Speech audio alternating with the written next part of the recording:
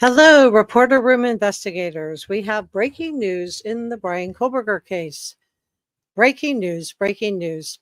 Today, we're going to be talking about the new lawsuit that's been filed by family members of the victims against the Washington State University. Will the family members be able to win? And what can they learn from the discovery? Let's get started. Everything I'm sharing with you is my opinion.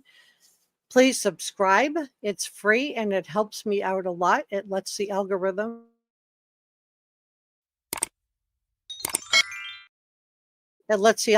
know I'm doing a good job on the case. And let's get started. So come on in. You can tell me where you're from. You can tell me what city, what country, what state. And this video is for adults only. Viewer discretion is advised. And let me go ahead and put the comments up on the screen so we can see. So come on in, tell me where you're from. Today we're going to be talking about new information regarding the family members of the victims and their lawsuit. A brand new lawsuit has been filed by family members of the victims in the Idaho case against WSU. Can they win, and what can the families learn about WSU and some of the decisions that were made along the way? And what can we learn together as a reporter room true crime family? So let's discuss. So the families of the 4 University of Idaho students, we know for sure that the Gonzalez family is filing, but I'm also hearing that the other families are also planning to file a Washington State tort claim, giving notice of their intentions to claim damages. Now, in the state of Washington, a third party, such as the Washington State University, can be, I repeat, can be civilly liable for a death caused by one of their employees. In this case, it was even more egregious than that. Now, the Gonzalez family, along with the families of the other victims, including Madison Mogen, Ethan Chapin, Xana Kernodle, are all reportedly, allegedly potentially filing a lawsuit against the Washington State University. Now, they have filed what's called a Washington State tort claim. This is a required precursor to a lawsuit seeking damages in the sum of $100 million. I repeat, $100 million each. So it's a massive lawsuit. Now, the families are alleging that WSU brought BK to the Pullman, Moscow community, where WSU employed Bryan Kohberger, WSU housed Bryan Kohberger, and WSU paid Bryan Kohberger. Now, almost immediately, BK began making students and staff and faculty uncomfortable, and he engaged in behavior that was considered threatening and predatory by many females. He also engaged in misogynistic behavior, harassment, stalking.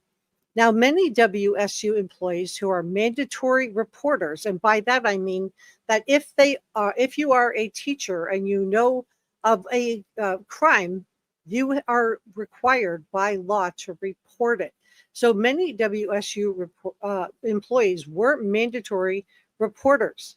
They were reportedly aware of Bryan Kohberger's predatory behavior, and they did absolutely nothing.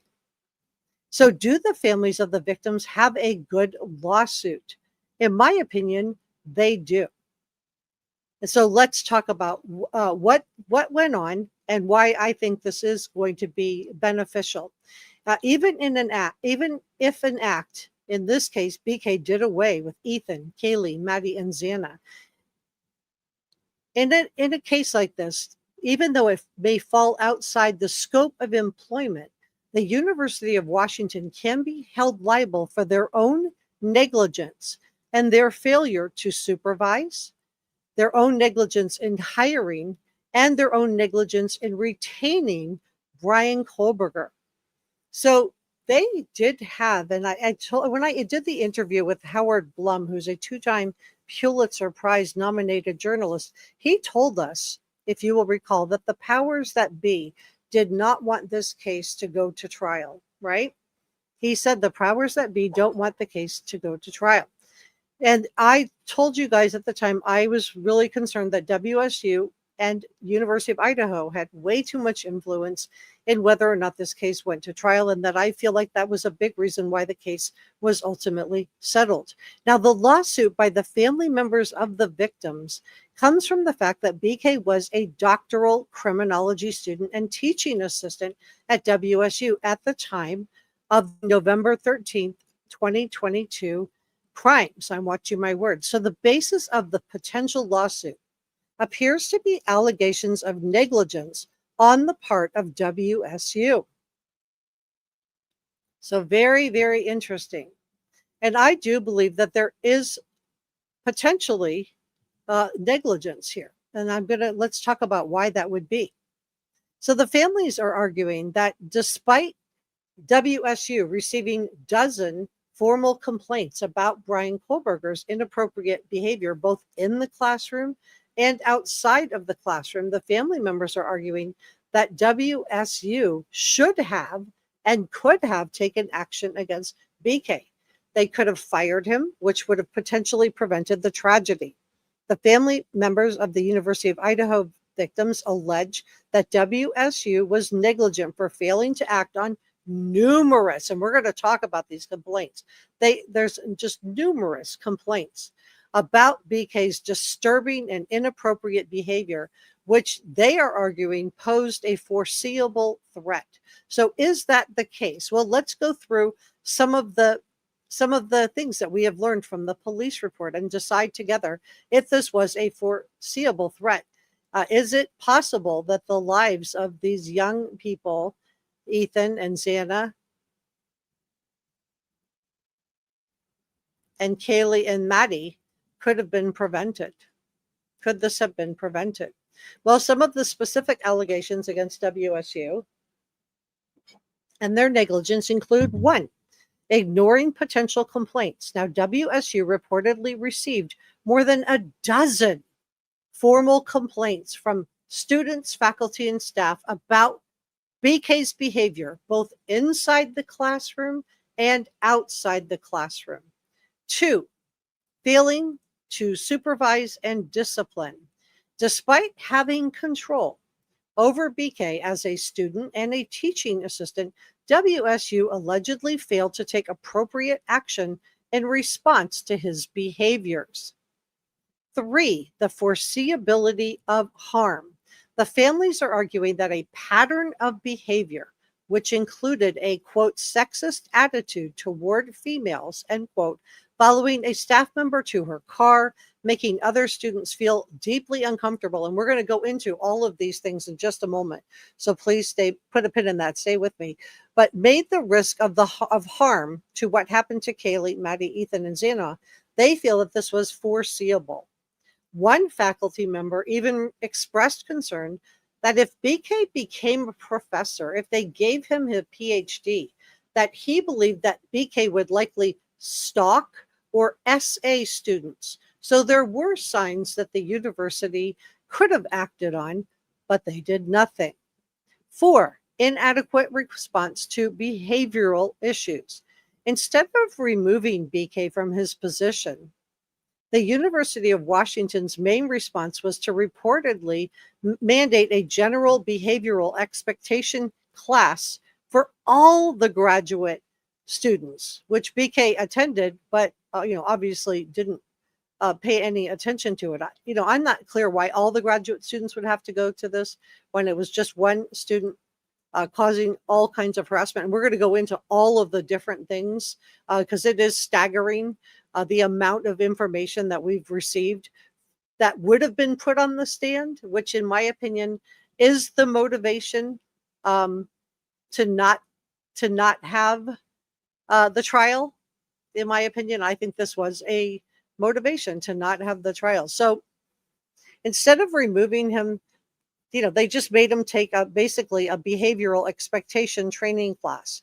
So, basically it was a HR type of class that I'm sure you have taken whenever you've done employment about harassing and how that can cause all kinds of problems. Now, negligent hiring, supervision, or retention. The potential lawsuit claims that WSU can even be held liable for its own negligence in the hiring, supervision, or retention of an employee who causes foreseeable harm to third parties, even if the eventual criminal act occurred off campus. So the families of the victims contend that WSU took, if they had even taken the complaints somewhat seriously and removed BK from the university, that these murders may have been prevented. The tort claim provides formal notice to the state of Washington and the WSU family's intent to pursue legal action for the damages in the future. So again, we're talking about $100 million per family.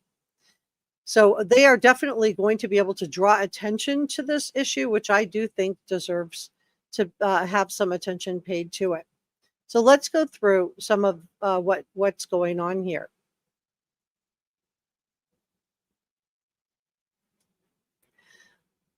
So the numerous students at the Washington State University made multiple complaints about Bryan Kohberger's creepy, sexist, and belittling behavior. These are their words, not mine. During his time there as a doctoral student and teaching assistant, specific allegations of harassment and unsettling behavior included: 1, stalking.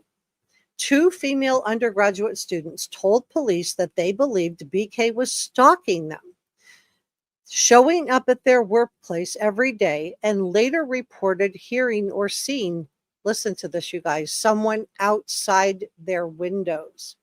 A faculty member also suspected that he was stalking people and recounted an incident where a female student's apartment was broken into with her undergarments and perfume both stolen. So a female student's apartment was broken into, and she suspected it was BK, but she could not prove it. So number 1 is stalking. Number 2, inappropriate comments. Let's go through that together.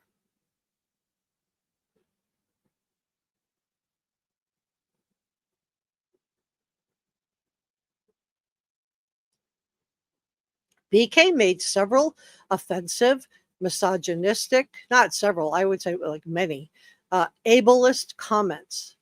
For example, he allegedly told a divorced colleague that she was broken.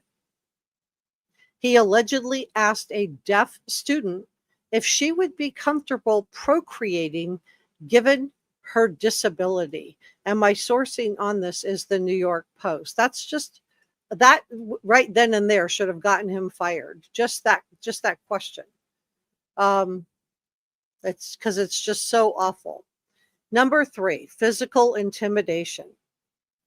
He was reported to physically block female students. And you will recall that Steve Gonzalez shared with us that they were going to put on the stand student after student after student. And this is why I think there was no way that WSU was going to let this case go to trial.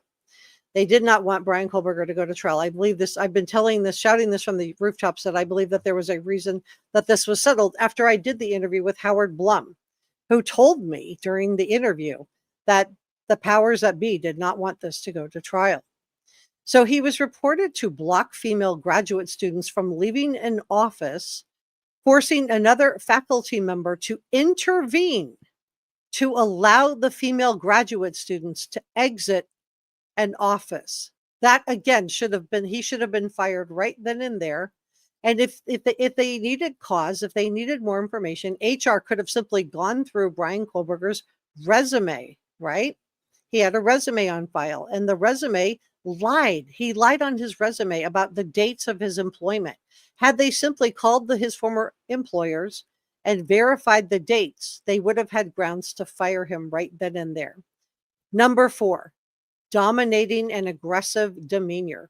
Students describe BK as, quote, domineering. They say that he enjoyed conflict, talking down to females, and aggressively staring at classmates in the program. Remember, he wasn't just their fellow student. He was a teaching assistant with control over their grades. This should have sent off a 5-alarm fire, but it didn't. 5, unequal treatment. BK was reportedly consistently late to classes led by female instructors, but never late to classes led by the male instructors. And he graded female students more harshly than he graded male students. Again, just grading the female students, that alone should have been grounds to fire Bryan Kohberger. Now, among the complaints were accusations from several women that BK had made inappropriate type of comments. I'm watching my words here. And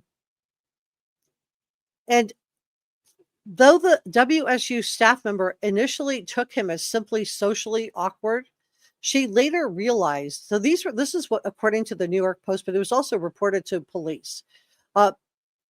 The WSU staff member initially took him as simply socially awkward, but she later realized that BK made a lot of outspoken discriminatory comments that were homophobic, ableist, and the comment that he made to the deaf student about procreating is just awful, xenophobic, and misogynistic in nature. And this was toward students, again, students that he had control over, students who he had control over their grades, and staff. And WSU did nothing. They did absolutely nothing. He would, quote, stare at people and stand uncomfortably close or lean over women, making them uncomfortable, end quote, she added. Now, one 19-year-old undergrad student who worked in the criminology department told police that BK would constantly come into her office to pester her and sometimes physically corner her while she was trying to leave work. So this is yet another incident of, we have Bryan Kohberger blocking women from leaving. BK asked her on a date, again, totally inappropriate. Remember, this was a undergraduate. This was a 19-year-old. This was a student, and he was a teaching assistant. He asked her on a date. She rejected his advance by telling him that she was already had a significant other, according to interviews. But BK was not deterred by her rejection, did not take no for an answer, and continued to harass her. So the undergrad, this 19-year-old girl, began to get rides home from her boss out of fear of Bryan Kohberger. And still, WSU did nothing.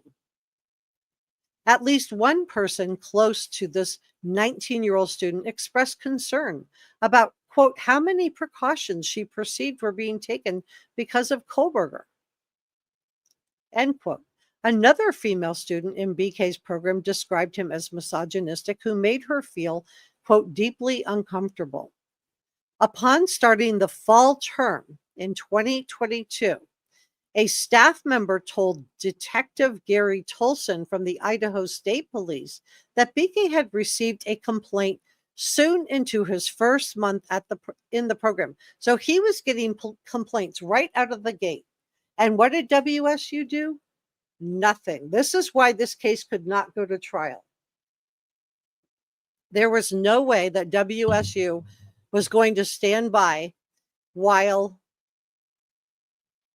all of these young women and young men and faculty members got on the stand one after another to report everything that was going on their campus that they did absolutely nothing about. And I do think that at the very least, this lawsuit by the family members is going to raise awareness, and maybe parents will think twice about wanting to send their female students to WSU or any university. And maybe this will make other universities think twice when they do get complaints like this. And, gee, maybe we should act on them. But it just gets worse. Let's continue on. So several documents obtained by the New York Post showed that BK had often spoken down to women, mistreated his female professors. Remember, WSU did absolutely nothing until he got into an altercation with a male professor. So they not only failed to protect their female students, they failed to protect their female professors, in my opinion. BK's behavior prompted a group of classmates to keep a board tracking each one of his transgressions. So a group of female students, instead of when they went to go try to tell WSU what was happening to them, they were told to keep track of it. So they did. They kept track of it on the board. But it's absolutely ridiculous that the WSU themselves didn't investigate this. So that same student described Bryan Kohberger as a, quote, narcissist who never displayed empathy toward another person and wanted to be seen as the strongest, smartest, and most important person in the room, end quote. This is according to police documents. Now, several first-year doctoral students who were in the criminology program were eventually required to take this blanket discrimination training class that I talked about a few minutes ago because of BK's unhinged behavior. And the training was held on November 8th of 2022. And I'm sure BK was, attended. Maybe he did. I don't know. But it was just days before he did away with Kaylee, Maddie, Ethan, and Xana on November 13th. So if they knew that they needed to do a training class, I think it's ridiculous that all of the other first-year doctoral students had to attend it. But I think it's even worse that they could have gotten rid of him. So according to the New York Post, multiple WSU staff members told police that faculty had met before Christmas of 2022. So this was just days before Bryan Kohberger was arrested in Albrightsville, Pennsylvania. And they were discussing each of their students, but they said that discussions about BK dominated their conversation because he was, quote, highly problematic. Remember, this guy left while exams were still underway. And what was one of his jobs as a teaching assistant? To grade exams. And still, WSU didn't fire him.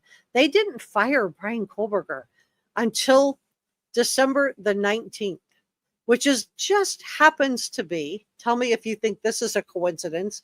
If you think this is a coincidence, put a 1 in the chat. If you think this is not a coincidence, put a 2 in the chat.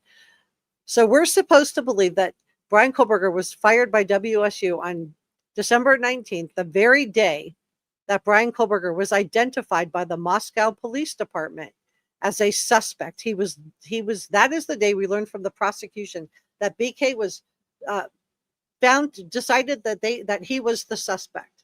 And we know that Moscow Police Department police chief called the police chief in Pullman, Washington, and told the police chief of the Pullman PD that BK was the suspect.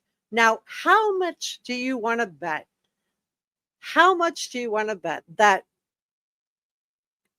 the Pullman Police Department notified WSU? I will bet you dollars to donuts that they did. And the reason I believe this is that the Pullman police chief went on to become the WSU campus police chief, because this is a very small town. Okay, so let's get back to the faculty talking about BK and his.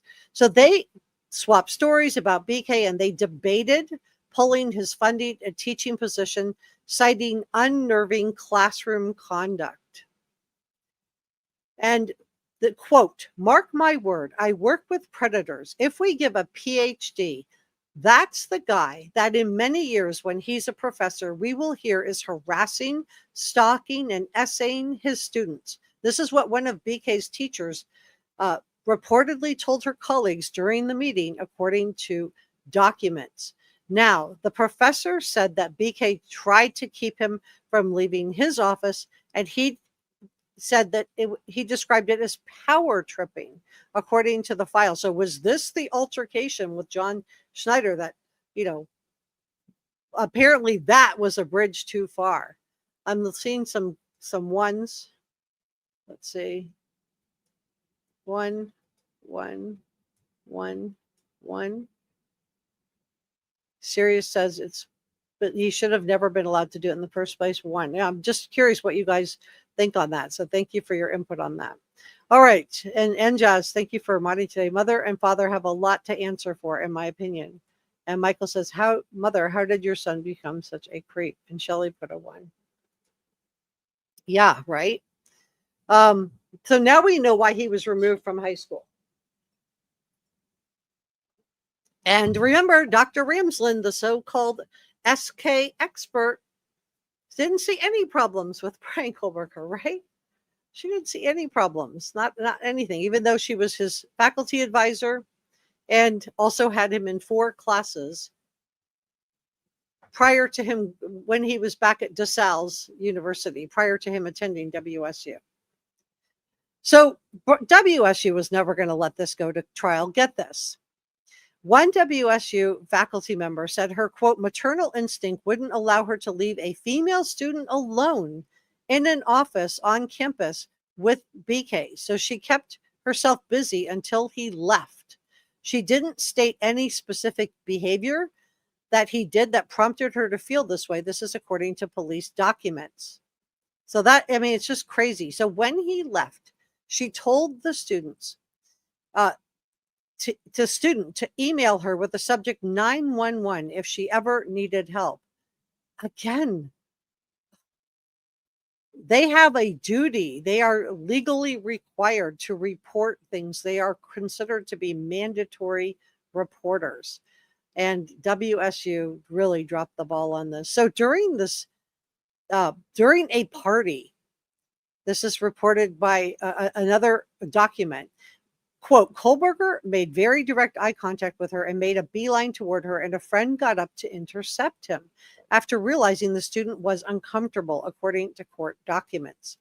In another instance, a male coworker at a bookstore on WSU campus described acting as a buffer between his female coworker and Bryan Kohberger as he frequented the store, according to documents. The man believed that BK was, quote, attempting to flirt, end quote, with the woman and was, quote, absolutely zeroing in on her. The man started telling BK she was on the phone and he would come in so she wouldn't have to interact with him. You guys, this is just so gross. I want to say thank you so much to Michael for the $1.99 super sticker. Thank you so much. I'm putting that toward my new computer. Thank you so much, Michael. And I want to thank Kami for being a Reporter Room channel member for 30 months. Wow. And she says, please hit the thumbs up button. Awesome. Thank you. All right, let's keep going because it just gets worse. I can see why the families, the benefit of the families filing the lawsuit is not just going to be the potential of getting a settlement. They're going to be able to learn from discovery all about Bryan Kohberger and his interactions. They're going to learn stuff that we don't know about him yet. That girl says that BK was a hot mess. Yeah, he really was.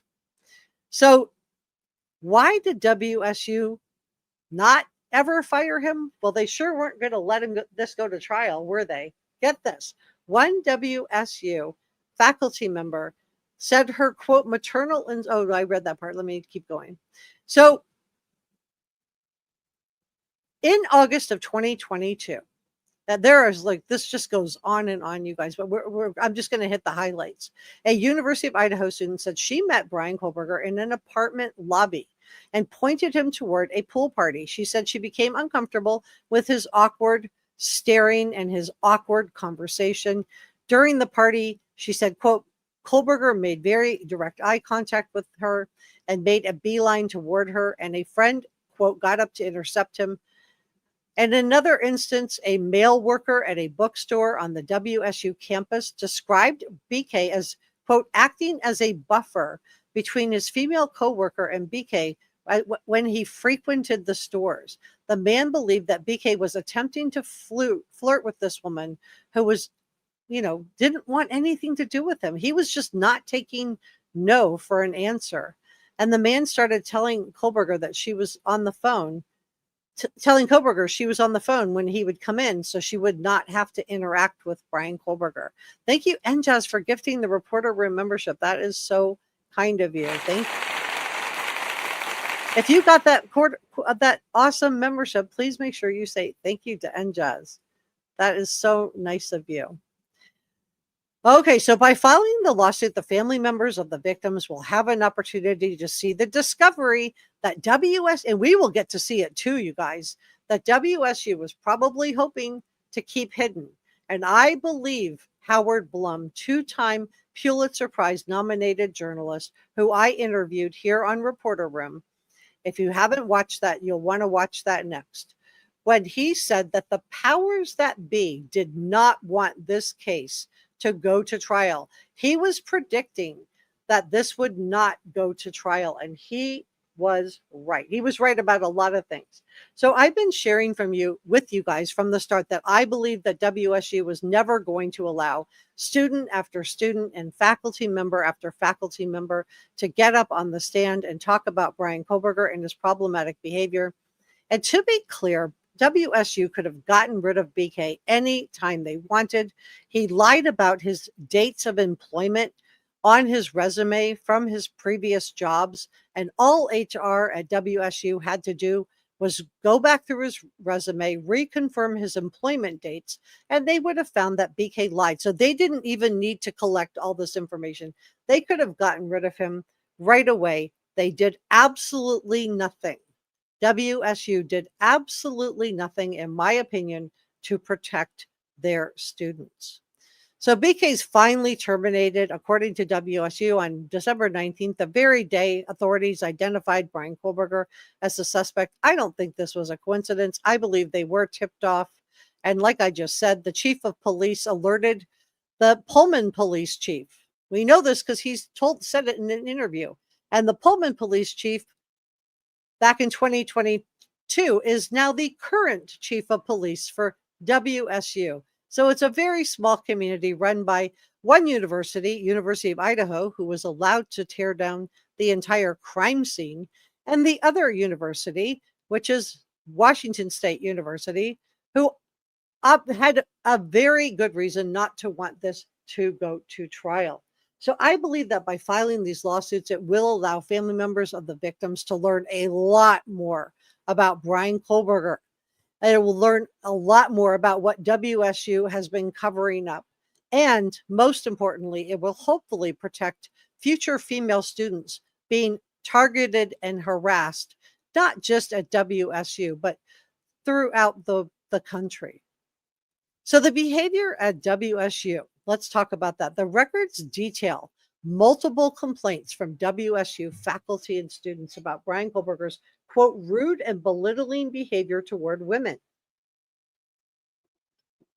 One colleague believed he was attempting to inappropriately interact with female students using his authority as a teaching assistant. This is just so shabby that this is where we are on this. And I think it's so heartbreaking that they did so little to protect their female students. Let me pull this up.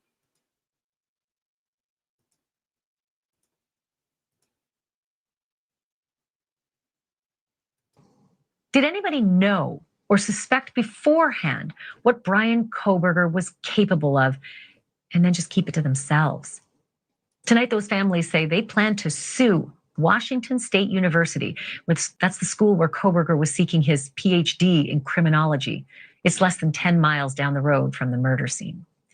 The families point to numerous formal complaints about Kohberger from faculty members and students. They highlighted text messages among professors discussing a possible, quote, intervention over. And I just want you to look right here. Phil Wheeler, Vice President for Marketing and Communication. You will remember I talked about Phil Wheeler. He is the same guy who came out and claimed that Bryan Kohberger did not have access to that CSI crime lab at WSU, right? He was claiming that Bryan Kohberger, oh no, and he wouldn't have access to that. That would just be crazy, even though it was on the same floor that Kohberger worked at. Let's pull that up, as they were just adamant that he would not have had access to that. And I don't believe that. I believe that he absolutely would have had access. Let's finish listening to Ashley Banfield, and then we're going to go to that. For Kohberger's, quote, creepy behavior. And one professor's warning that if Kohberger received his doctorate, he would likely, quote, stalk, harass, and sexually abuse future students, end quote. So that's what his professor, this is what a professor thought. Remember, a professor's a mandatory reporter. So I understand why the family members are suing. I get it. The families are said to be seeking $100 million from WSU for each of the victims. And I hope they get all of it. So let's look at that crime lab. And just think about what kind of credibility you think Phil Wheeler has, in your opinion. Okay, so this is the crime lab. Let me make sure we're all looking at the same thing. Okay. So this is the crime lab. So this is, Phil Wheeler is adamant that Bryan Kohberger did not have access to this crime lab. I've been yelling from the rooftops this whole time. So what is the CSI crime lab? The WSU Complex Social Interaction Lab maintains a database of body cam footage from 5 police departments, while another study operates a live feed of security footage from the WSU campus. So we're supposed to believe that Bryan Kohberger would not have tried to access this. He broke into his colleague's apartment, moved things around, but sure, he didn't access their crime lab. Oh no. Phil, this is the same guy, their spokesperson, Phil Wheeler, WSU's vice president of marketing and communications, told the Daily Mail that BK never obtained entry to the programs that maintain the footage. And this Daily Mail is also using a quote from Fox News. So maybe he said it to Fox News and not to Daily Mail directly. Because Fox News, they had a source. Okay, this is where they're coming in. They had a source who worked at WSU who said that BK could have used the CSI crime lab. Remember, he would have had access to body cam footage for 5 different police departments. And remember, what was BK doing right before he broke into the 1122 King Road house? He was listening on the radio for the Pullman Police Department, right? He was monitoring their feed. So the idea that he wouldn't have gone in to monitor this is, I think, crazy, in my opinion. What do you guys think? Put an A in the chat if you think BK easily could have gotten somebody's ID and accessed this WSU crime lab. Put a B in the chat if you think it was just so secure that there's no way BK could have gotten in. Let's just do a poll on this. So to be clear, Bryan Kohberger, according to Phil Wheeler, never had access to any footage from the Complex Social Interaction Lab at WSU. Access to the facility is strictly controlled. All research assistants must complete a background check. Really? Because I don't think they did a background check on Bryan Kohberger for his teaching assistant job, in my opinion. I mean, he had stolen his sister's cell phone. They definitely didn't check his employment dates to see if those were accurate. And then he says an FBI criminal justice information services level 2 certification. Wow, that sounds really important, doesn't it? But it's not an FBI background check. It's just a level 2 certification. So is this just an online course provided by the FBI? He also claimed that they have to be fingerprinted by the FBI and sign a confidentiality agreement in order to enter the facility. Now remember, Bryan Kohberger stole the keys to his teaching assistant that he shared an office with to her apartment. He reportedly went into her apartment, stole a watch and some papers, moved things around, and then tended and befriended her and talked her into letting him help her install security cameras, which he then used to spy on her, reportedly. Okay, but the insider, the whistleblower, claimed that multiple individuals who have not gone through the vetting or training did have access to this WSU CSI facility as part of their duties, including technical support staff. The prospect of an accused criminal like Bryan Kohberger, I'm watching my words, gaining access to the footage raised concerns for the insider who told the outlet, quote, "I don't think that any amount of positive research that has come out of this department is worth the risks of letting a wolf in the henhouse." The website for the CSI lab says the program is devoted to assisting police departments by using software to analyze police footage and giving results and guidance to better police departments. The project includes body cam footage from 5 local police departments, but not the Moscow PD. But he would have had access to the Pullman Police Department, and he would have had access to the cameras on the campus of WSU. A separate WSU study. So I hope that when they file this lawsuit, they get access to whether or not BK did have this, because even if he didn't get an ID in his own name, he stole his coworker's keys and accessed her house. He stole his sister's cell phone. He broke into his best friend's house when his best friend was in jail for stealing, and his mom went to visit him. BK said, "When are you going to go visit him? I'd like to go visit Jeremy too." And while she was gone, he broke into her house. Another time, she turned around and just found Bryan Kohberger standing in her kitchen.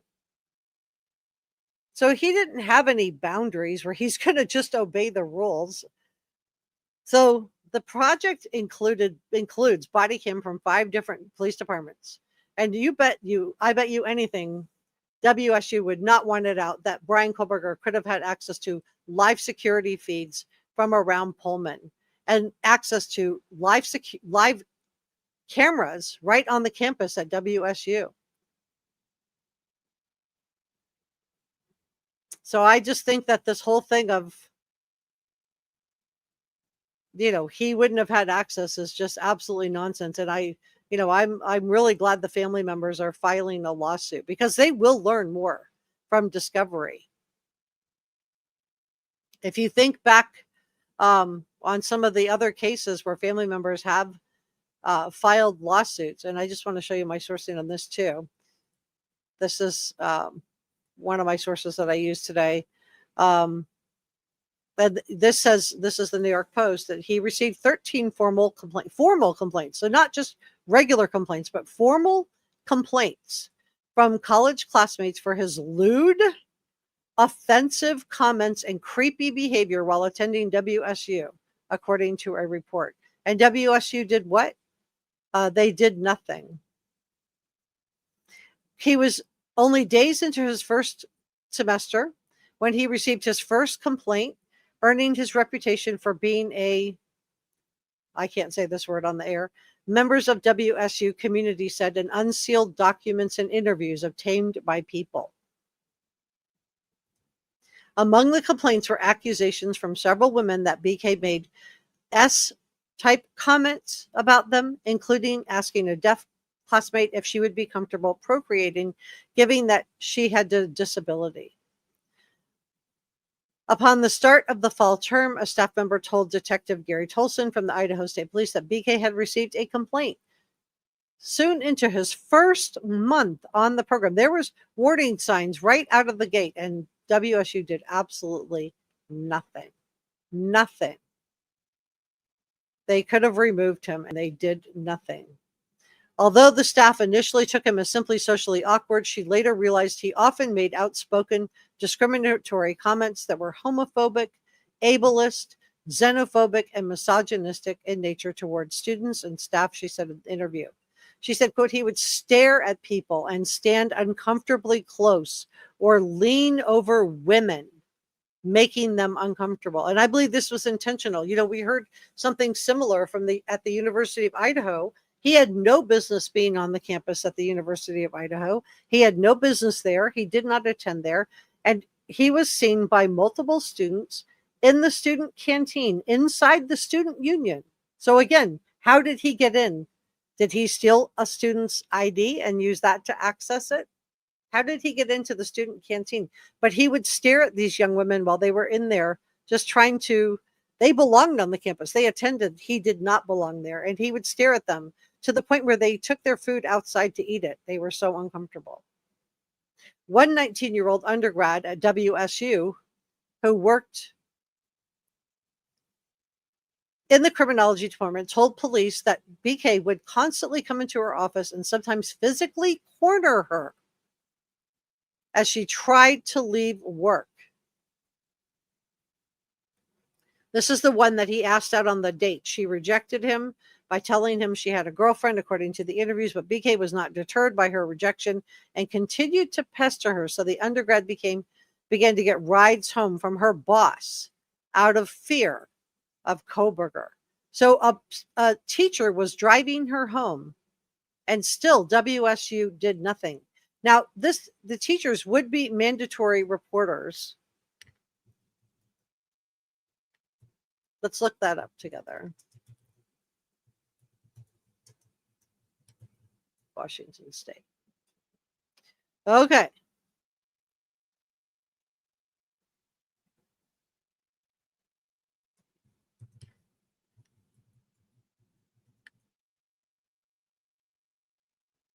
So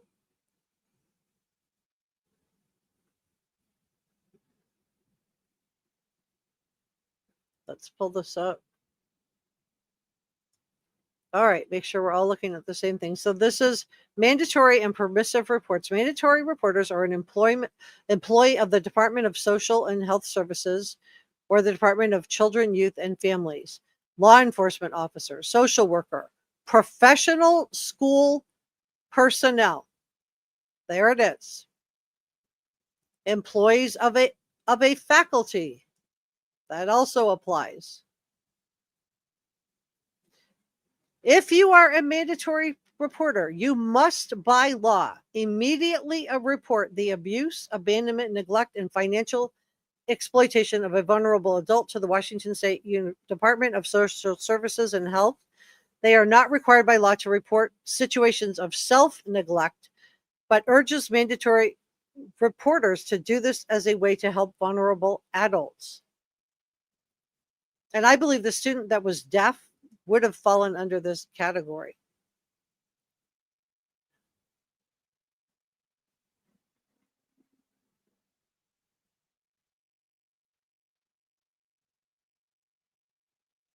A person who is required to report and failed to report is guilty of a gross misdemeanor.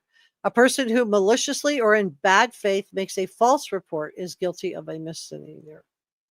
Permissive reporters are not mandatory reporters.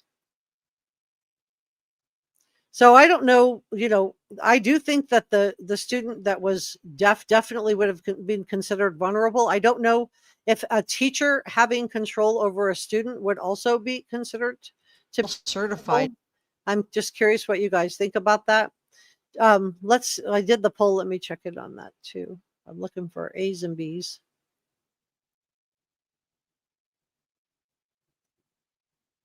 Shelley says the fox is in the hen house is right on the description of his lifetime of pushing boundaries. Yeah, you're right.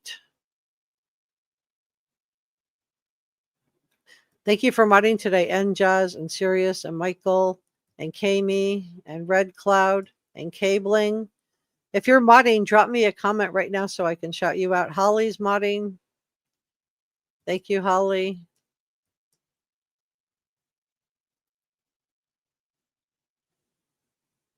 Hope I haven't missed anybody that's modding. Purple Angel is modding. Thank you, Purple Angel. Holly Golightly is modeling.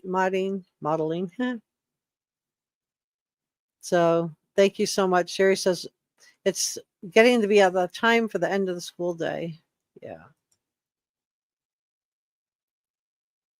And Michael says, thank you to all the mods. This is our head mod, Michael. And our other head mod is Njaz. I'm looking for her. There she is. That's our other head mod. So let's see who's. I want to say thank you to KMEX for the $2 super sticker. That is so kind of you. Thank you so much, Kami. horrifying how much was missed with BK. Yeah. I mean, and it wasn't that they weren't trying to draw attention to it either, right? I mean, I think they definitely were like calling attention to it, and you know, they just didn't care. Thank you so much, Injaz, for gifting another reporter room membership. That is so kind. If you got that, please make sure you say thank you to Injaz. That is so kind of you. Thank you so much, everybody, for being here today with me. I am going to continue to cover this lawsuit because I do think that, $100 million per family is a lot of money. So at least one person close to her expressed concern about how many precautions this student was having to take because of Bryan Kohberger, because of Kohberger.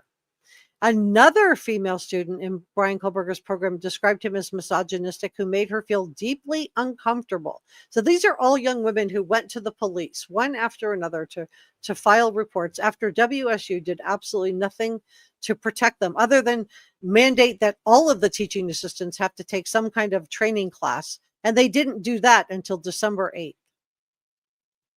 Several documents obtained by the outlet showed that BK spoke down to women. He treated his female professors differently. He was showing up late to their classes. The antics prompted a group of classmates to keep a board tracking each of his transgressions. And I think that they had to do this because WSU just simply wasn't taking their claims seriously, right? They weren't doing anything. Let me change this. They weren't doing anything to protect them. The same student described BK as a narcissist who never displayed empathy toward another person and wanted to be seen as the strongest, smartest, and most important person in the room. What in the world was going on in the household with Marianne and Michael Kohberger? And I told you guys that I thought that this man had never been held accountable for any of his behavior. A male graduate student also recalled being, quote, verbally kidnapped by Kohberger when he was forced into a 3-hour conversation with him in a parking lot where BK told the student, quote, he could pick up any woman he wanted in bars and clubs. Sure, you could. The first year, and again, this would have been so stressful because he was a teaching assistant, so he had control over their grades. Several first-year doctoral students in the criminology program were all required to take a blanket discrimination training because of BK's unhinged behavior. The training didn't take place, though, until November 8th, just days before Kaylee, Maddie, Ethan, and Xana were done away with. It sure didn't do anything to help them. And I don't think it did anything to help the female students. I mean, all of the different things. And then BK goes to jail, and then he's complaining that his fellow inmates are psychologically tormenting him and yelling things into the vent after what he did to all of these students. I mean, he's just really got a very strong sense of entitlement, in my opinion. I think he's just really a piece of work. I definitely think that they had problems. Public defender in this region. Let me pull this up really quick. Let me see. See if I have my interview with Howard Blum available. I would like to. I can find it. Yeah, I think I can.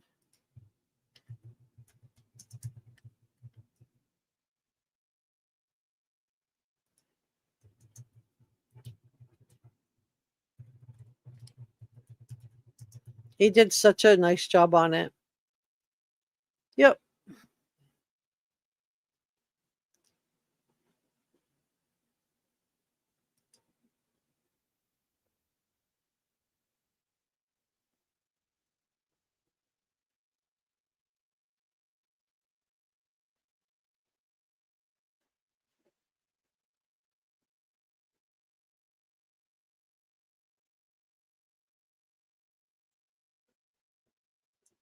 And let me just make sure I'm showing you what I think I'm showing you, that I'm not. Okay, let me pull it up. I'm glad I checked.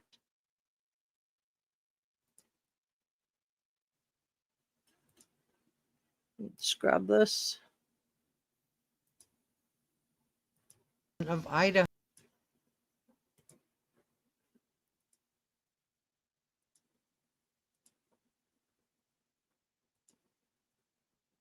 At DeSalles, that Elliot Rogers had talked at length in his manifesto about a girl named Maddie.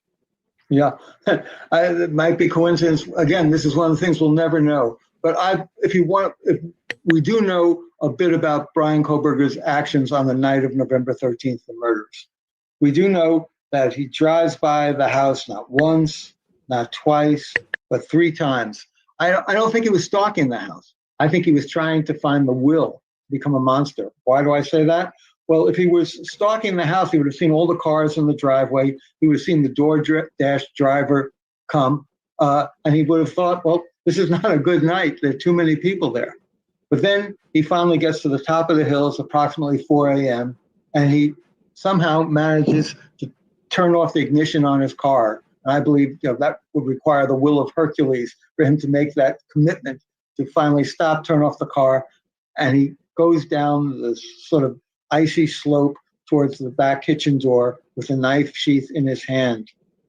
He enters through the sliding kitchen door, and that's on the 2nd floor of this 3-story house. On the 2nd floor, there are 2 bedrooms, each filled with sleeping young people. He could have, or they're not sleeping at this point, but filled with young people. He could have gone to, if he was just a mass murderer, he could have gone to any of those bedrooms. Instead, he goes to the staircase, and he goes up it deliberately, and he goes into the bedroom to the left, the bedroom that faces out into the parking area where Maddie Mogen kept her pink boots in the window. He would have known that was hers. And he goes in there, I believe, to kill Maddie. That's why he enters that one bedroom. To his surprise, he finds that there are 2 young women there, Maddie and Kaylee. Kaylee fights back like a tiger, and in this process, he loses the knife sheath. He forgets about it. It comes wrapped up in Maddie's sheets next to her body. Xana has heard the noise. He's either leaving the room or she's coming up. At that moment, he sees her. He chases her down. He kills her. And then he kills Ethan while he's still in bed. Ethan is still largely asleep. He then, according to Dateline's report, carves on Ethan's legs with his knife. That's the word they use, carves.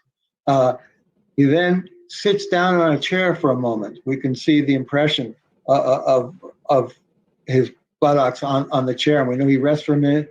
Then he goes out, and there is Dylan Mortensen. Dylan Mortensen sees this man in black with a mask on, and she's overwhelmed. She can't speak. She doesn't say a word. Her silence, I believe, saves her life.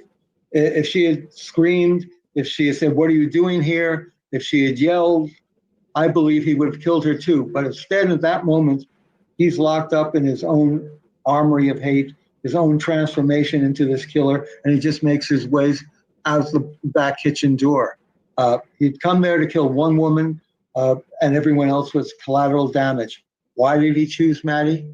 Again, unless he speaks, we'll never know, because there is no clear evidence of his ever having talked to her while she was a waitress at the Mad Greek restaurant. We know that he went there. We know that she was a waitress. Did they have any kind of exchange? Again, we don't know.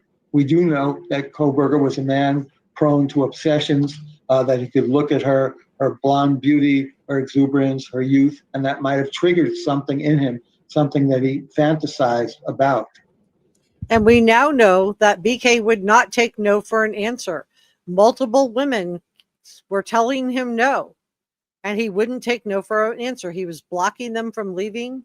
He was not taking no for an answer. Let's continue on. But again, we won't have the details, but it's my speculative theory that he fixated on Maddie, and that put this whole thing in motion. Poor Maddie, poor Kaylee, poor Ethan and Xana. It's just heartbreaking, and I'm glad that Dylan did not come out of her room. So that answers what was going to be my next question, which is why do you think what do you think about but why did he choose Maddie? But why do you think that? Do you think that Bryan Kohberger did indeed spy on his WSU colleague using those cameras, as was reported out by multiple networks? Well, I had spoken to the roommate of that young woman who had the camera. What happened was she was from Korea, South Korea. She had just gotten into the program. She was having problems with English. She had shared an office, a graduate student office with Bryan Kohberger, and she developed a friendship with him. And she might have wanted to take it further, she told friends. But he was dismissive of her. He didn't like her inability to speak articulately, and he just kept her at a distance. But she did receive, she told him, and just one other friend, a watch from her sister in Korea, and it was a keepsake, a family heirloom. It was a watch or a ring. I'm not quite sure. My memory fades at this point.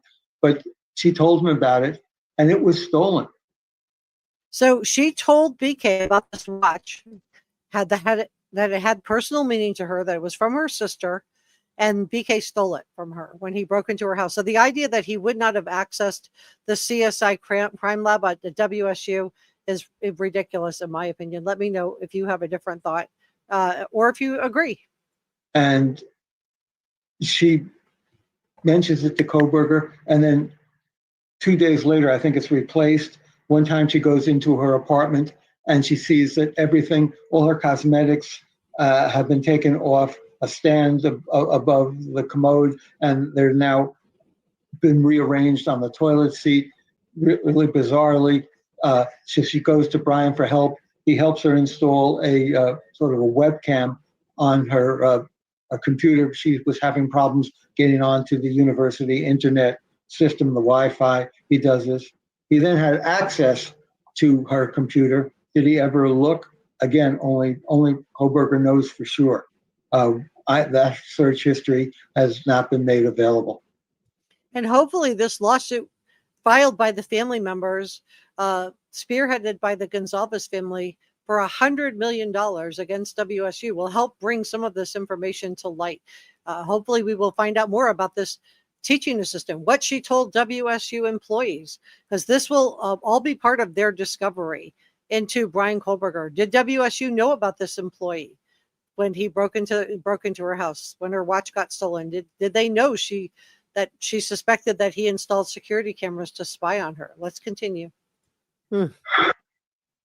Well, we've been hearing some reporting about Bryan Kohberger carrying something in his hand that night. Bill Thompson talked about it during the plea hearing. What do you think Bryan Kohberger was carrying in his hand besides the K-bar knife that Dylan saw? She thought it was a vacuum cleaner type. Right. Dylan thought it was a vacuum cleaner.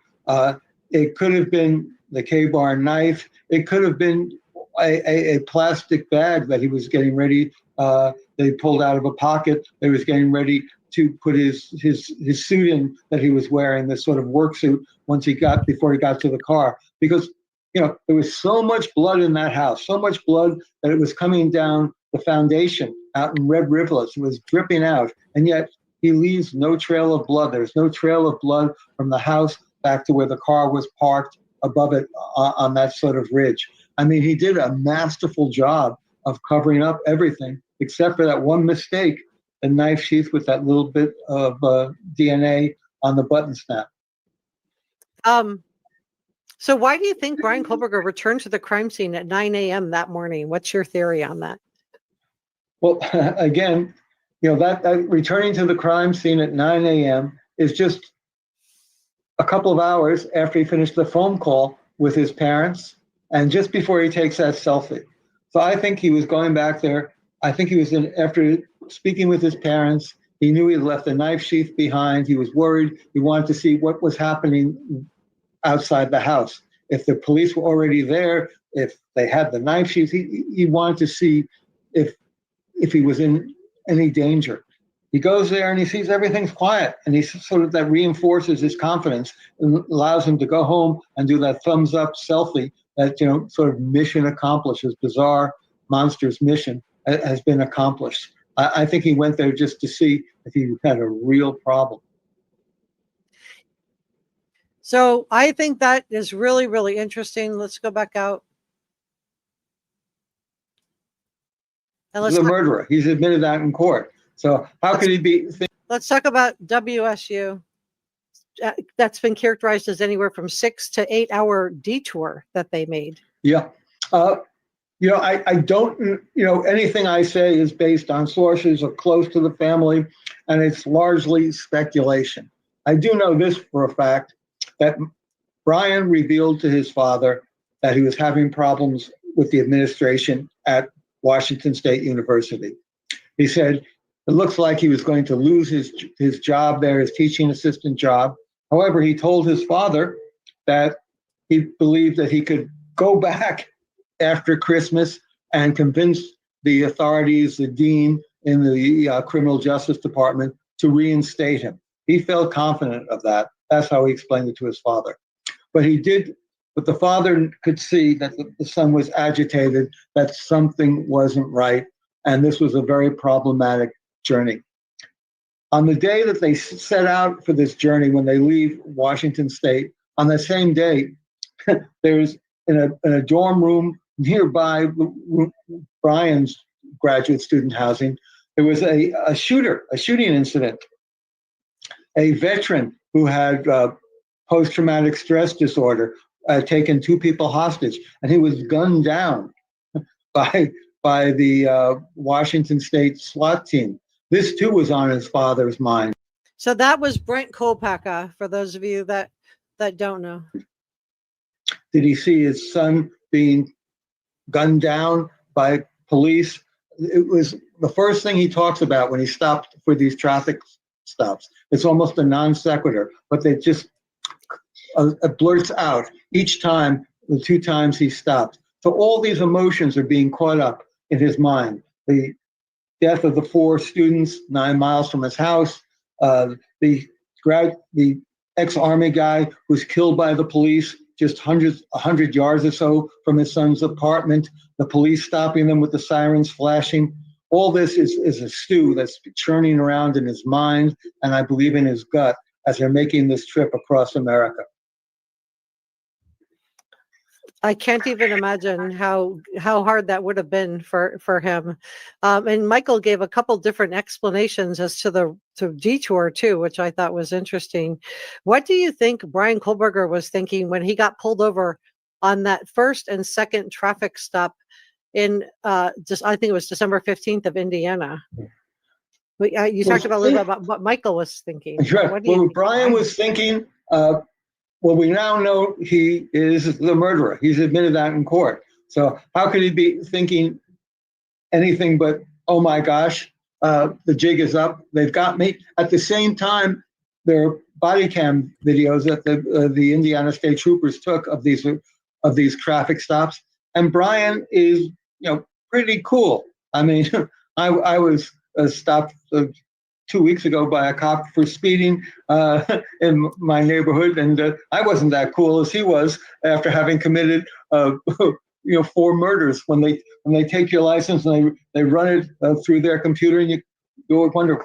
And Howard Blum is right. And you think about Bryan Kohberger sauntering around, enter the entrance of Costco, even though he didn't have a Costco ID to shop there. Just so he could get picked up on body cam, on store cam footage, looking, casual, how casual he looked. What are they going to find? What are they going to find? But he was very cool. I would have loved to have found out more. So it sounds like, when do you think Bryan Kohberger's sister became suspicious of him? What I've heard is during the Christmas holidays, she comes home for the holidays. She sees her brother cleaning his car obsessively, and and it's a white Hyundai Elantra. She reads the paper. She knows that they're looking for a white Hyundai Elantra. What's so interesting about his cleaning the car so obsessively, the police later take it apart piece by piece by piece, looking for a bit of blood. They take the brakes apart. They take the whole mechanism, the gear shifts, everything. They can't find anything. He did an amazing job of somehow cleaning this car. But she sees this. She also sees him taking his garbage, putting it into plastic bags, and then not putting it into the family trash bin, but going to a neighbor's to deposit it. And she, this is not normal behavior. She knows her brother is odd. And the real question is now, what does she do? I've been told she confronts the father. She confronts Michael Kohberger, and he just listens and then walks off. He again can't make the leap.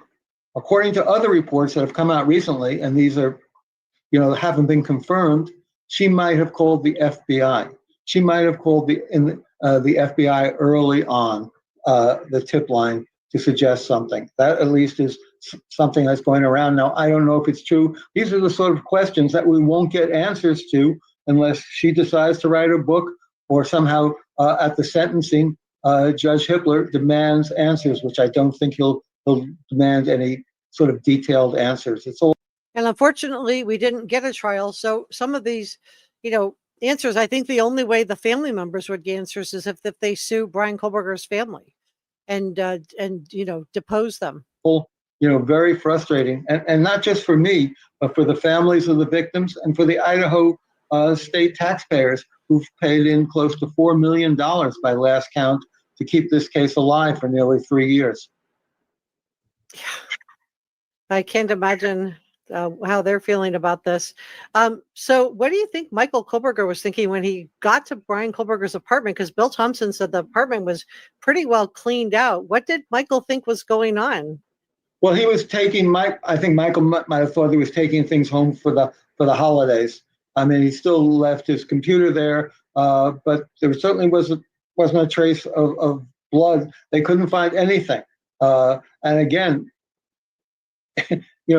Bryan Kohberger, if he hadn't left the knife sheath behind with the bit of DNA on the button snap, he might have gotten away. We still might be looking for the suspect in this crime. Yeah, there definitely would have been a lot more reasonable doubt. That's for sure. Whew. And so I want to talk about the leading up to November 13th. You did such a nice job. I didn't realize that Christian Martinez, the gentleman that was the neighbor that Bryan Fathers approached in your book, was also the same gentleman who invited Bryan Kohberger to go to this pool party. Do you think that Bryan Kohberger, why do you think he was having so much trouble making human connections? I think that Bryan Kohberger's life is an interesting case history in many ways. He was a heroin addict. He was 125 pounds overweight. He couldn't attract women. He was a poor student who has to go to a community college. And yet, to his credit, he turns his life around. I mean, how many people are able to kick heroin? How many people are able to lose 125 pounds, work out, and turn your body into a fortress? How many people are able to go from a community college first to DeSalles University and then to Washington State University graduate doctorate program where you're a teaching assistant? He does all this. And yet at the same time, as Freud said, biology is destiny. He is who he is. He's an outsider. He can't overcome who he is intrinsically. And you can see this at the pool party. He goes to this pool party. It's full of young kids and they're, girls in bikinis. He approaches two of them and he gets the phone numbers from these two girls. And yet he never can go to the next step. One of the girls later told me she got hang-up calls. And now in retrospect, she wonders if this was Bryan Kohberger, but she never hears from him. He just can't take the next step to integrate himself into the world of people having fun, of real life, of people who become parts of couples. And I think that fundamentally is part of what is the reason, the motive, if there is a singular motive for Kohberger's actions. And I think as much as Kohberger was, interested in trying to stalk and harass, I think he also, really absolutely hated females. I think he hated women and girls. And I think that, that was his driving factor. So the fact that a female liked him or had interest in him would have not have interested Bryan Kohberger, with what we've learned since I did this interview with Howard Blum, again, who is a 2-time Pulitzer Prize nominated journalist and wrote an excellent book that he got so many things correct in his book that we did learn later were true. Including the fact that he didn't think that this was going to go to trial. He would look at the house at King Road. He would see all these young people, good looking, full of exuberance, and he would always be an outsider.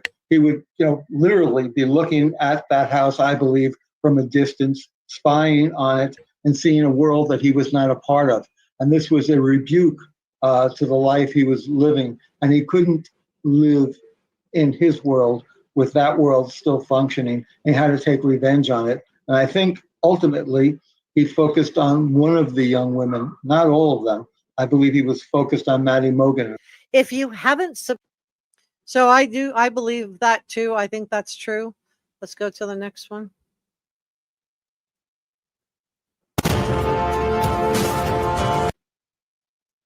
Bryan Kohberger is in Moscow, Idaho. It's 9 miles away, and that sets in motion arguably a whole lot of events that have a tragic ending. But the father is there trying to help him on the ride back across country, which is I structure my book around that ride because to me it seems like something out of a Shakespearean drama. Mm-hmm. Here is the father sitting shoulder to shoulder in a white Hyundai Elantra. The father knows at this point that every policeman in America is looking for a white Hyundai Elantra because it's been, they've sent out a be on the lookout alert for this car. It seems to be suspected that was part of the murders.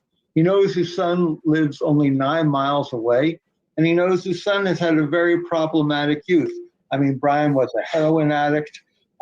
He had suffered from visual snow, which was a psychological condition that made him look at the world as if he was seeing it through a cloudy haze.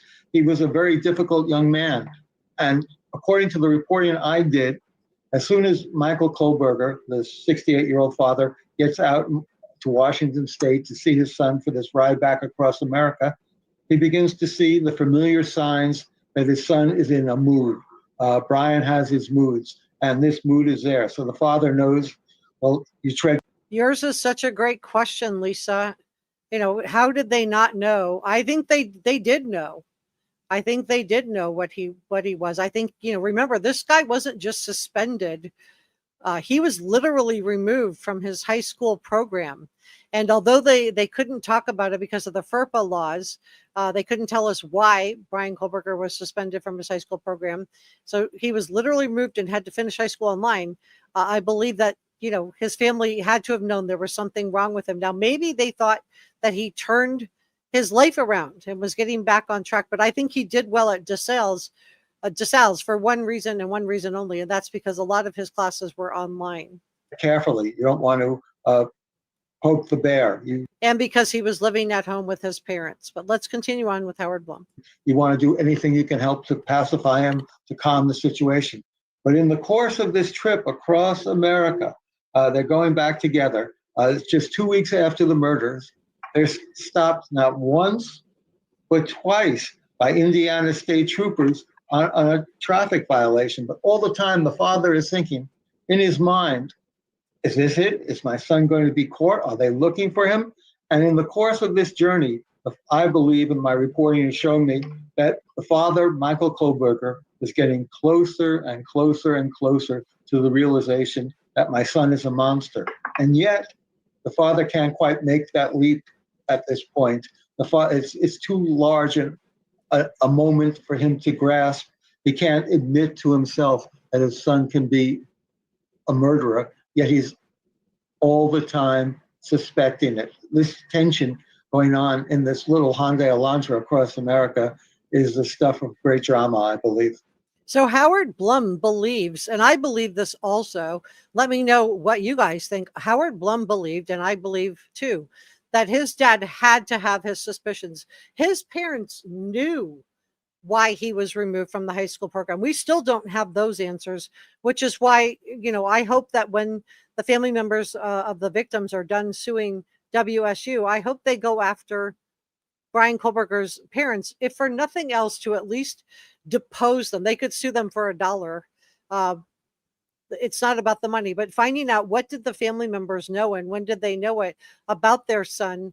And, did they unleash this man on the world? I don't think that Bryan Kohberger, just looking at, even the fact that he has 5 figures in his commissary account. And I've heard rumors, I have not been able to verify this, but I've heard rumors that Bryan Kohberger's parents gave him this money ahead of time so that it couldn't be used for the family members of the victim. So again, more, if this is true, I don't know if it is or not, but more enabling behavior, in my opinion, by the parents of Bryan Kohberger.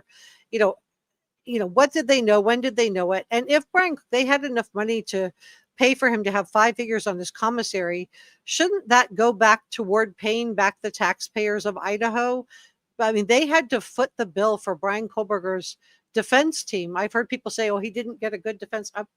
And I think that's ridiculous. Ann Taylor and Bicca Barlow and Alyssa Massoff did a wonderful job with his defense, almost overstepping the line to the point where the judge had to remind Ann Taylor that she was an officer of the court when she was putting forth a conspiracy theory regarding Cy Vance. But let's continue on with Howard Blum, because he got so many things right about Bryan Kohberger. Amazing. Great reporting on your part. So what do you think this series of phone calls that Bryan Kohberger made on November 13th of 2022 you touch on this a little bit, to his parents' family phone, those 3 phone calls that were made that morning, what do you think that was about? Well, at 2 hours after the murders, at approximately 6 a.m., this is Idaho time, Bryan Kohberger makes a 54-minute phone call to a phone registered to his father. My reporting, as told me, that he spoke largely to his mother. What was said? He got that right too. We now know that is true also. In that conversation, who he spoke with, only Bryan Kohberger, and the people on the other end know. And we might never get the answer because of this plea deal. That's one of the frustrating things about this entire.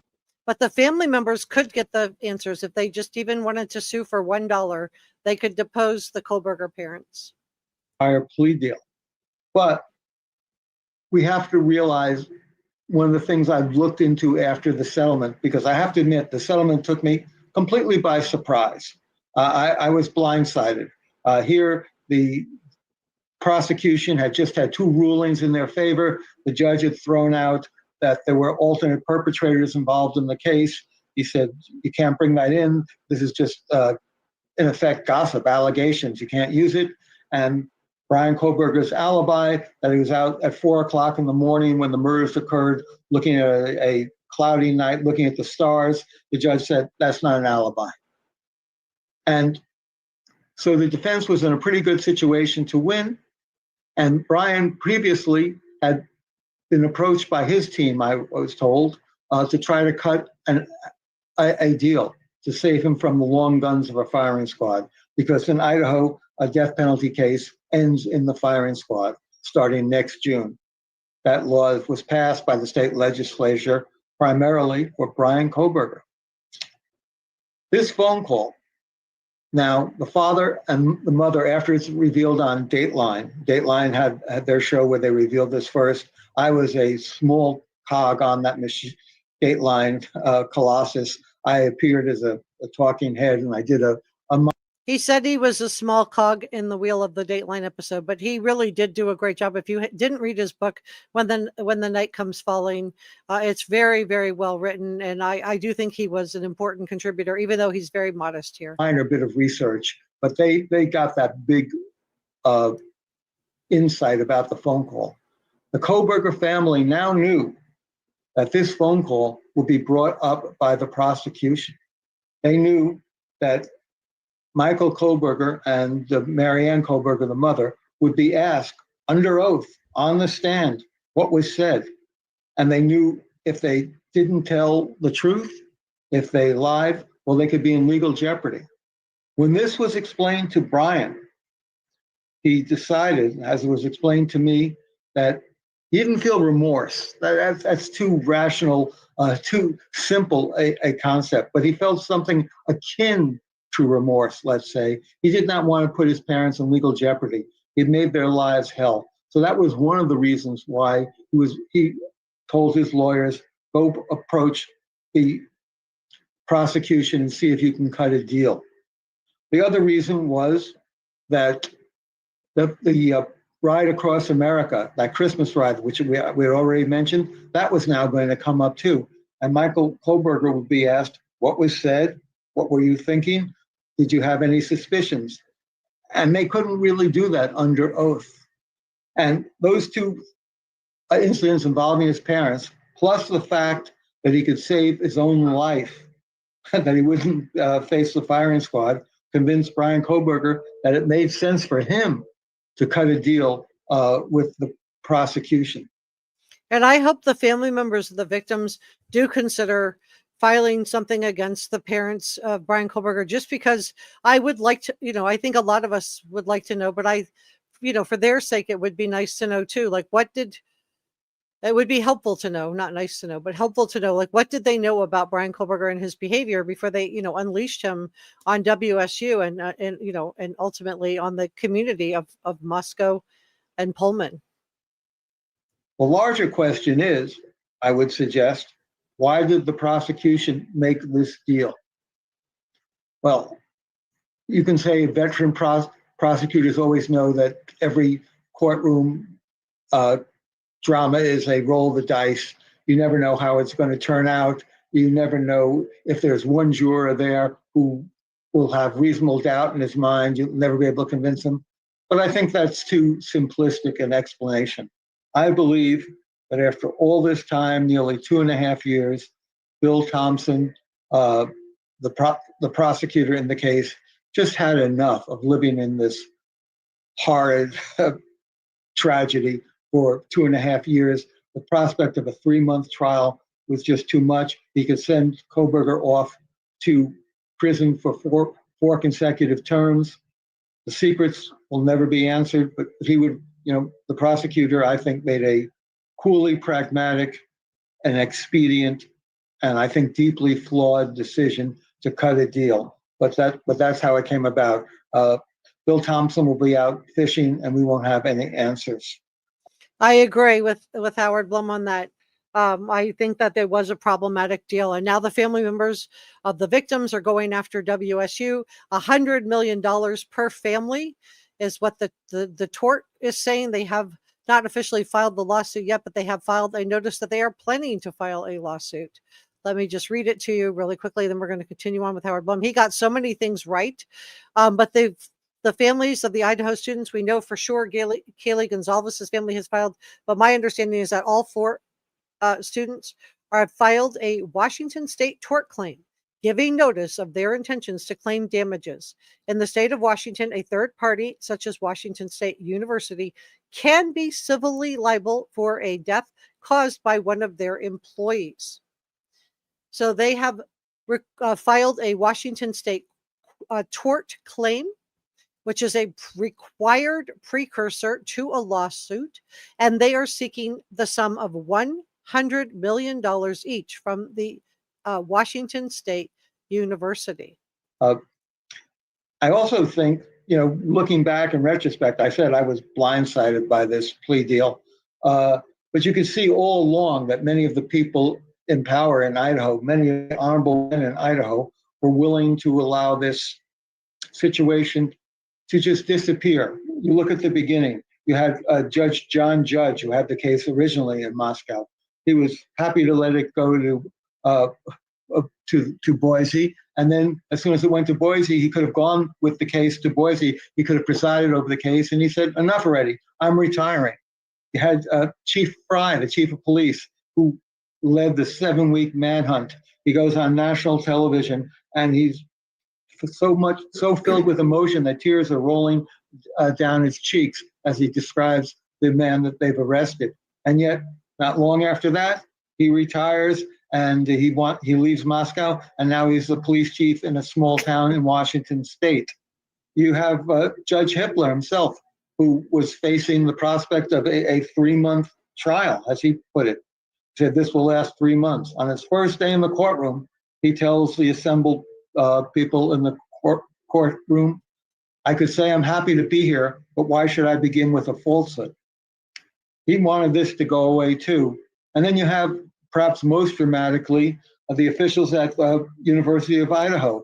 They bulldozed the murder house. They wanted to blacktop the whole thing, make it all disappear. They think they could demolish it and people would forget about it. I don't think that'll ever happen. I don't think people will ever forget. I think this is a story about victims, but there just happened to be a lack of will, a lack of appetite after nearly 3 frustrating years of this case meandering its way through the courts. People said, enough already. Let's get this over with. And I believe that the Washington State University is also part of this, in my opinion, and that they also. Thank you so much, Sirius. Hey, Tara, glad to see you. And Michael thinks that WSU will try to settle out of court. I hope it does go to court because, but you could be right. They definitely don't want all this information coming out. But I definitely think that the powers that be did not want this case to go to trial. And it started with the University of Idaho being allowed to just bulldoze down the crime scene, and nobody complained about it. Not the prosecution, not the defense. Nobody complained. It was like, yeah, no, that's fine. You can bulldoze down the crime scene. I do want to say thank you to our executive producer, Njaz. Thank you so much for your kind support and for modding today. Thank you to our producers, Sasha Angel, George Brown, Michael L. Cole, Christy Ballantyne, and Randall Rand. Thank you so much. And thank you to our channel members. So yeah, I do think that there was the powers that be did not want this case to go to trial, including WSU, who I think also, besides University of Idaho, also would have had a lot of influence on this case.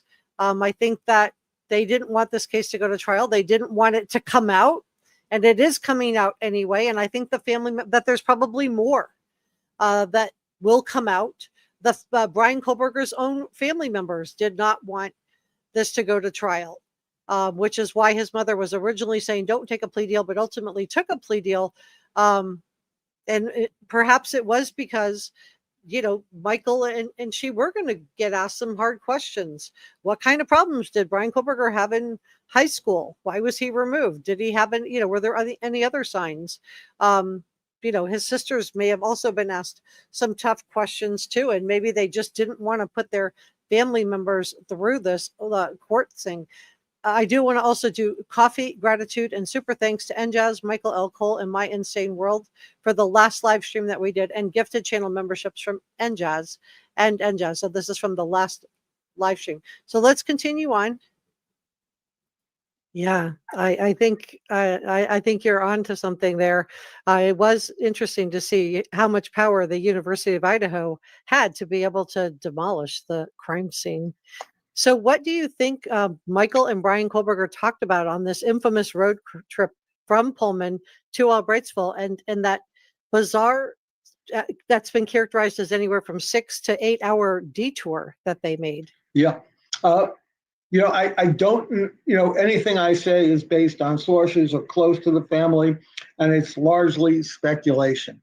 I do know this for a fact, that Bryan revealed to his father that he was having problems with the administration at Washington State University. He said it looks like he was going to lose his job there, his teaching assistant job. However, he told his father that he believed that he could go back after Christmas and convince the authorities, the dean in the criminal justice department, to reinstate him. He felt confident of that. That's how he explained it to his father.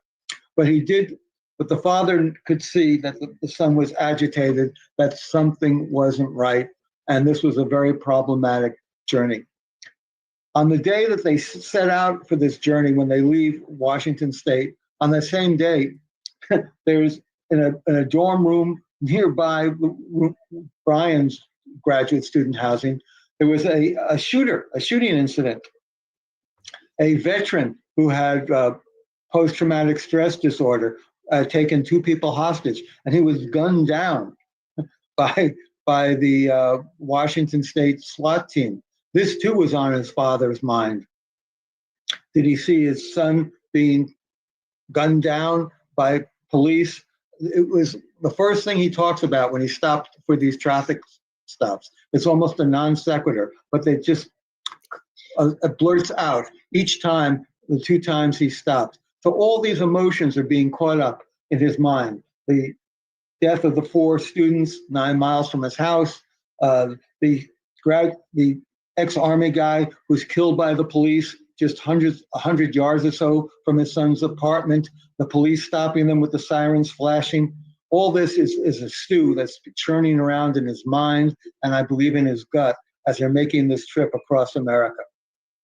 And I do think that this is probably something, Steve Gonsalves felt really strongly that,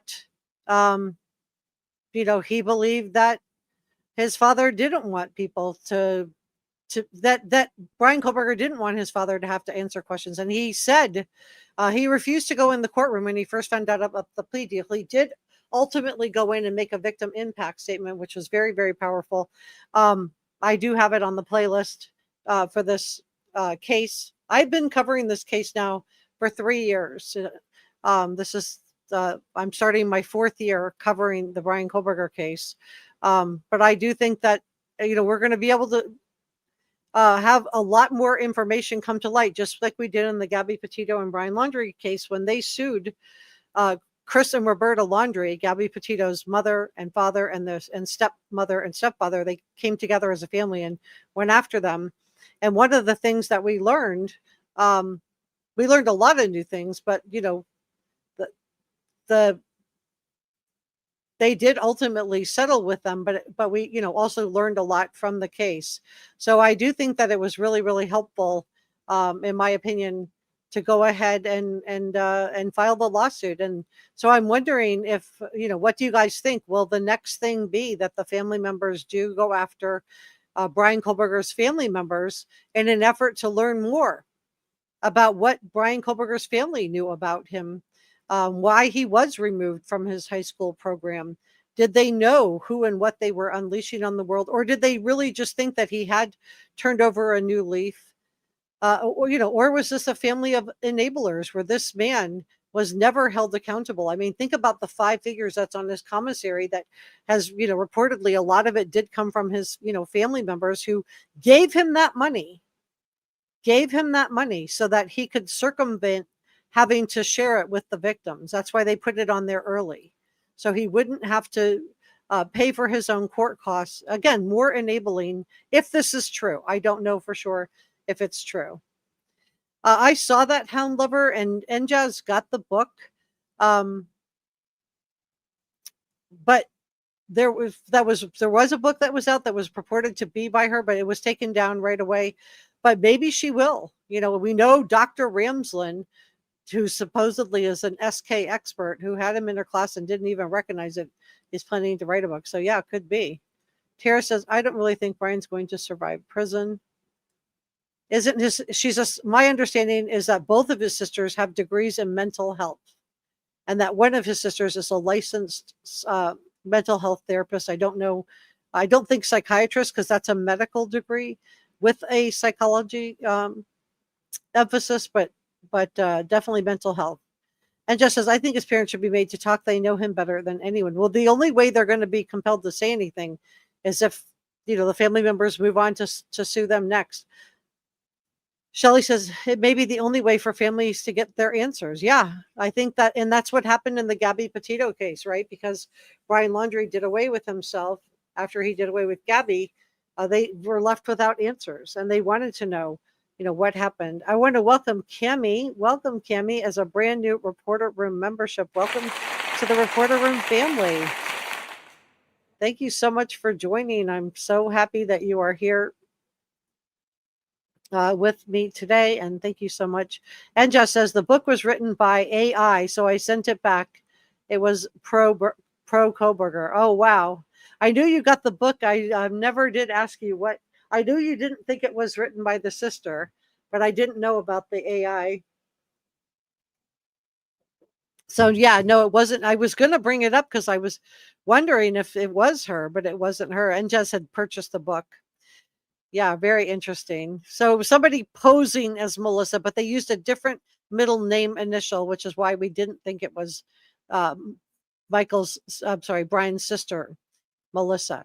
Veronica said, I don't think the family will sue them for money, though. I would, I was just thinking maybe $1, not because they want the money, but because they want the information of what the family knew. Like, why? I would like to know, why did when did this road trip really get planned? Because we know now from Steve Gonzalez that Michael Kohberger didn't purchase the tickets till a couple of days before he left. And what was Michael told as to why Bryan wasn't finishing out his semester? Remember, Bryan was supposed to be conducting exams when they were pulled over twice in Indiana for that infamous road stop, right? We have 2 road stops in Indiana. And he was supposed to be giving exams, which was part of his job as a teaching assistant, but he wasn't there. So what did Michael think that why Bryan was leaving early? Did he just think he was fired? Or was he actively helping him get this Hyundai Elantra back to Pennsylvania?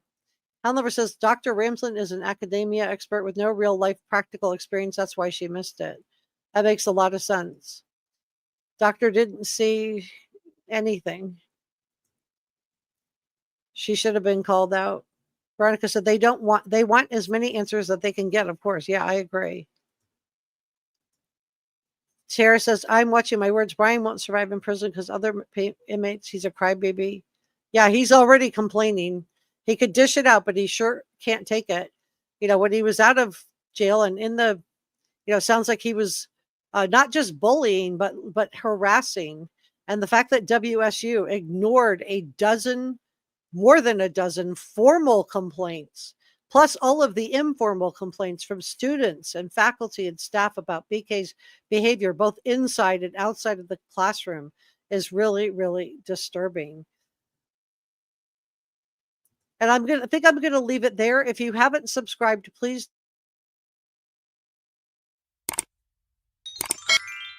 Subscribing is free, and it lets the YouTube algorithm know that I'm doing a great job. See you on the next one. Bye.